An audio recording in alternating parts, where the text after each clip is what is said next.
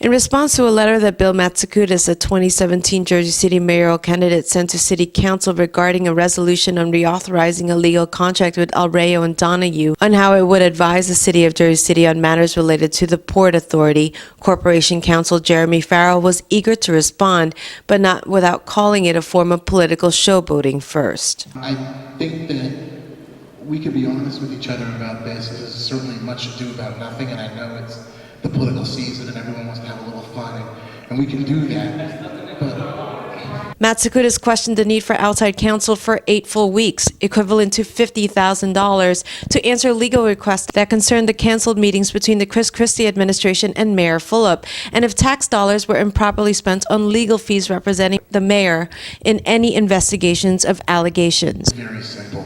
As I explained in the email when I forwarded all the bills to you guys that you asked to see at the caucus, it's very simple. Multiple city employees have been asked to give information about a series of meetings that were scheduled between the governor and city officials when we first took office in 2013. Those meetings were summarily canceled, and government officials of different kinds wanted to know what happened and why. In addition to that, there were a series of Oprah requests on this matter. In addition to that, there was a series of media inquiries on this matter. Given all the different people involved, and it's not one employee, you will see, if you even just go and look at some of Terrence's articles, that there are multiple employees that were asked on the witness list. I was one of those employees that was asked to be on the witness list. Throughout that whole process, we needed to have a coordinated response to ensure that, one, we did a thorough search of any records that anybody would have, make sure we compile it all together, and make sure that we continually gave a coordinated response to every one of those inquiries to make sure that the city was living up to its obligations when those requests were made. That's all this is about. That's all that has taken place here. That's what this resolution is here to enable.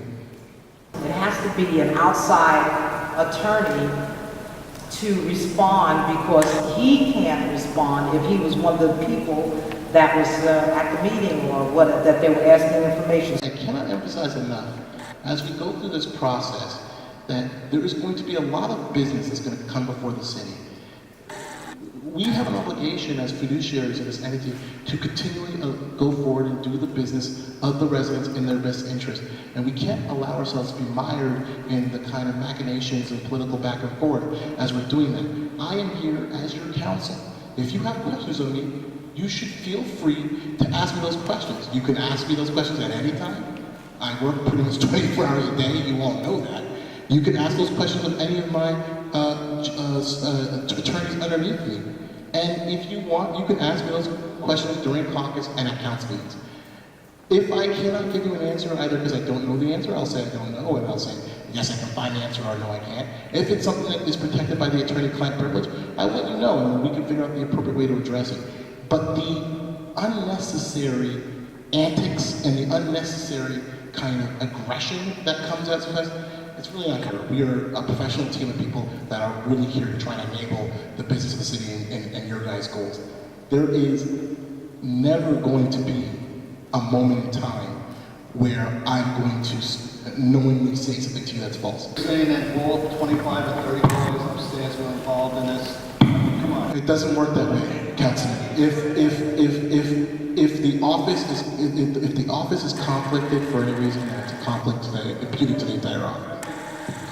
Calculate the amount, so in order to pay that kind of 333 hours of legal work instead. If the lawyer works 8 hours a day, he has to work 42 days straight at the work to pay that kind of dollars. So it seems like we are getting some serious issue now. Over the course I don't remember when it started, but I think it's been over the course of a couple of years. So it's actually been very, very few issues. This is a very small file. You say whatever you want, but eventually the truth's going to come out about everything, and it doesn't matter. So.